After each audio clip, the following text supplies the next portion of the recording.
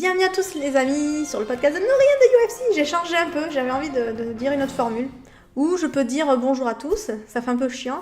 Ou j'aurais pu dire hello everybody. Ah non mais j'apporte complètement mon soutien à l'équipe de France, forcément, et oui. On nous a dit l'autre jour à Télé Cohésion Nationale, il faut aimer le foot, c'est pour les jeunes. Les jeunes ils aiment le MMA et ils veulent voir du MMA en France et on va en parler justement. Vive le MMA et fuck you le foot, on s'en fout. Non d'accord, c'est pas vrai. Griezmann quand même.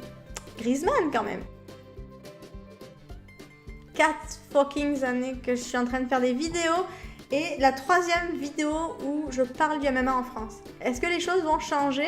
L'année dernière, j'avais des cheveux bleus, non, les cheveux gris, j'avais un costume, c'était pour draguer Emmanuel Macron, mais ça n'a pas marché, il m'a jamais répondu d'ailleurs. Non, j'ai pas eu de nouvelles de personne, pourtant, voilà. Et Dieu sait que tout le monde l'a vu cette vidéo. Mais non, tout le monde s'en calisse, donc je n'ai pas eu de nouvelles. Alors on va faire le bilan des 1 an, donc forcément tout a changé. Non en fait, il n'y a rien qui a changé. Concrètement, il n'y a rien qui a changé, mais on va au moins éclaircir tout ce qui se passe, le vrai du faux, on va tout nettoyer tout ça, je vais tout vous démêler et tout vous expliquer, c'est parti! Donc ce qui a changé principalement depuis l'année dernière, c'est qu'il y a un observatoire du MMA. Il était déjà en construction, c'était pas encore sûr. Là, il est dirigé par Monsieur Vignal et Monsieur Grosperrin qui sont des députés et qui sont activement là pour faire en sorte que les choses changent et de mener à bien cette étude. Donc, qui finira à la fin de l'année, donc novembre 2018, et on en saura plus à ce moment-là. Donc, en général, un observatoire dure 2 ans et là, c'est le cas. Ça finira donc à la fin de l'année. Leur travail, c'est de faire le tour, bien sûr, des associations, de discuter avec des entraîneurs, d'aller voir ce qui se passe au niveau des clubs, comment ça peut être régi, comment ça peut être encadré, sous quelle fédération, est-ce qu'il y aura une fédération propre. Eux, ils vont vraiment essayer de donner une lumière là-dessus et de trouver des solutions forcément pour que le sport soit un sport en tant que tel dans notre pays. On se souvient, l'an dernier, j'avais parlé des médias et surtout des articles qui étaient nocifs et qui étaient vraiment mauvais sur le point de vue du sport et ce que le public pouvait penser de ça. Les médias qui disaient que c'était des sports d'animaux, qui étaient des hommes en cage, des hommes sauvages, qui n'avaient aucune règle. Bizarrement, les choses ont changé cette année. Donc depuis que nous avons notre nouvelle ministre, et je vais en détailler un peu plus après, mais vous voyez, je vous les montre, tous ces articles parlent du MMA différemment, de façon beaucoup plus ludique, de façon beaucoup plus neutre et sans parti pris finalement, et surtout à justifier que ce sport peut être bénéfique aussi pour la France avec un sport bien sûr de changement avec le nouveau gouvernement. Vous voyez, il y en a quand même pas mal et je tenais voilà à leur dire merci parce que grâce à eux, on espère en tout cas que les choses vont changer, ils y contribuent. Merci les journalistes.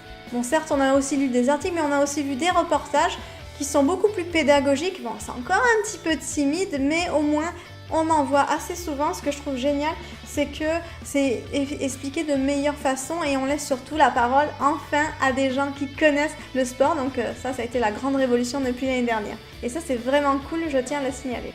Donc évidemment, je le rappelle à titre d'information, le MMA est toujours un sport où la pratique est autorisée, mais pas les galas, ni la fédération. Donc il n'y a pas de fédération concrètement en France. Et donc la différence depuis l'année dernière, c'est qu'il y a encore beaucoup plus de gyms qui ouvrent. Et il y a aussi, surtout, on l'a vu, elle était déjà existante, j'en avais pas parlé, il y a des mouvements qui se créent. Donc il y a l'Alliance MMA, dirigée par Cyril Diabaté, qui en fait regroupe pas mal d'entraîneurs de toute la France et ensemble ils se voient, ils échangent et ils veulent se regrouper vraiment pour faire comme, ils appellent ça une alliance, mais idéalement une fédération disons. Et donc ça permet aussi aux entraîneurs de communiquer et je trouve ça pas mal son initiative.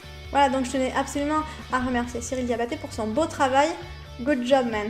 Et il y a donc aussi la Confédération française du MMA qui est dirigée par Bertrand Moussou, qui lui aussi fait un travail de fond au niveau de l'Assemblée nationale. Il est là, il est reçu, il est là à titre de consultant, surtout pour l'Observatoire du MMA. Donc à titre d'expert finalement. Donc lui pareil, il s'occupe du MMA au niveau international.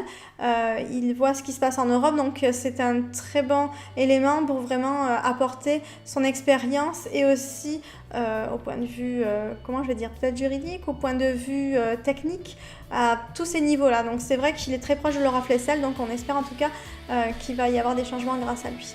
Alors au niveau des choses qui ont changé, on a vu aussi pas mal de youtubeurs dernièrement. Bon, il y en a qui m'ont fait râler, comme Ibra TV qui titrait une vidéo, ça m'a juste foutu en l'air cette vidéo qui s'appelait Combat de rue, où il dit que c'est comme une pratique du MMA UFC, c'était pas du tout, je pense que c'était peut-être pas la bonne chose à faire.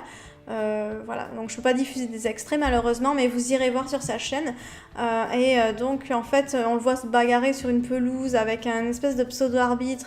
Il y a des gens qui sont proches autour, enfin c'est ridicule. Et je trouve que ça ne donne pas une bonne image, encore une fois, au sport, qui n'a pas besoin nécessairement d'être connoté comme un sport de rue. Voilà, ça m'emmerde et ça n'a pas besoin de ça. Et ça me révolte complètement. Et par ailleurs, il y a des youtubeurs comme Thibaut Inchep qui a fait une vidéo avec Tom Duquesnoy où on le voyait faire une démonstration. Et bref, il y en a beaucoup comme ça. Voilà. Il y a beaucoup de youtubeurs connus en France qui montrent le MMA d'une autre facette et qui font surtout intervenir des combattants. Donc on trouve ça génial. Moi en tout cas, je trouve ça fantastique. J'aimerais le faire, mais voilà, d'autres plus influents le font. Donc bravo les gars, je vous félicite. Ça c'est très bien.